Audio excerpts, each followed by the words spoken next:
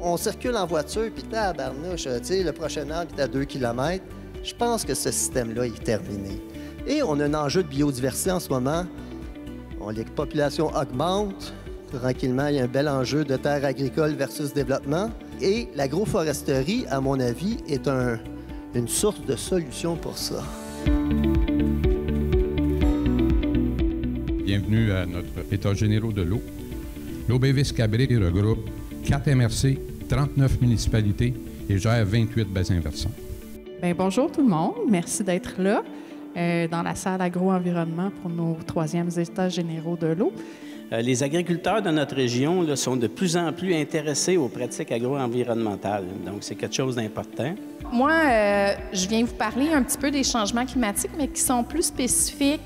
En fait, ils ont des impacts par rapport aux productions agricoles.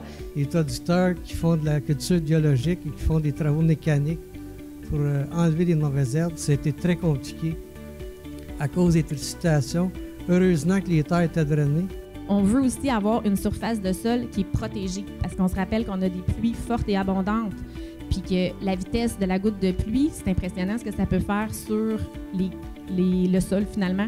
Ce qu'il faut noter aussi, c'est qu'on va avoir davantage de précipitations en hiver qui vont être sous forme de pluie plutôt que sous forme de neige. Donc, ça va avoir des impacts sur certaines productions. On a des cultures qui habituellement sont protégées par la neige, qui sont plus sensibles au froid. Donc, on a plus de risques de mortalité.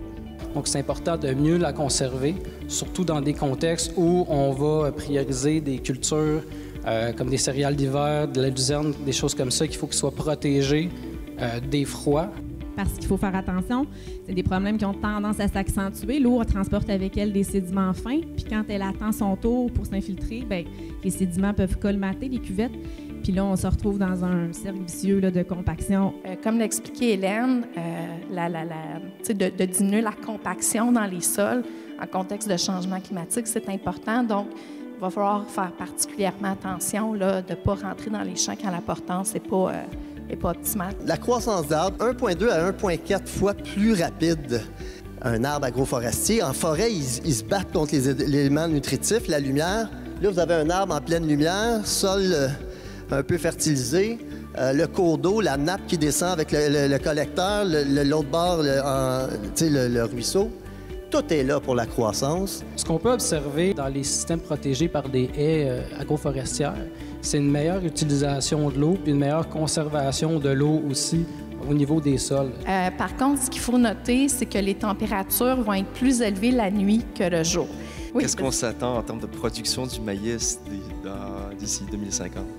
Bien, les opportunités sont là. Est-ce que la météo va nous permettre de les saisir? C'est une variable qu'on ne connaît pas.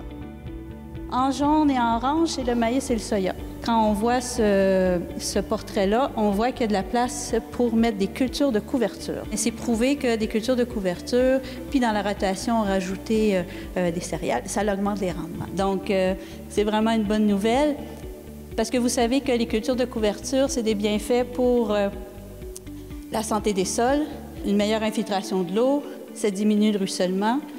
Donc, on peut subventionner des semoirs complets spécialisés pour les cultures de couverture ou des modifications d'équipements pour permettre de semer et d'enfouir simultanément une culture de couverture en intercalaire, soit en intercalaire, soit à la dérobée. Ce qui veut dire, en fait, qu'un producteur qui décide d'appliquer à tous les objectifs du PAD, il peut aller chercher 40 000 dans chacun des objectifs. Tout ce qu'on fait, même à l'échelle d'un bassin versant, ce que la SCABRIC fait à son échelle, c'est un retombé là, pour l'ensemble des producteurs agricoles et par la bande aussi par chacun des citoyens. Il ne faut pas oublier que chaque action que vous faites a des retombées sur notre secteur, sur l'ensemble de la Montérégie et plus grand également. Dans le fond, ce que je veux que vous reteniez, c'est que l'agroforesterie, les haies dans notre coin ici, là, dans le sud du Québec, peuvent permettre à la fois l'adaptation et l'atténuation des changements climatiques grâce à une meilleure conservation, une meilleure utilisation puis une protection de la qualité de l'eau. Le climat du futur, là, au niveau de l'été, là, ça va s'apparenter à ce qu'il y a présentement en Indiana, en Ohio puis en Pennsylvanie.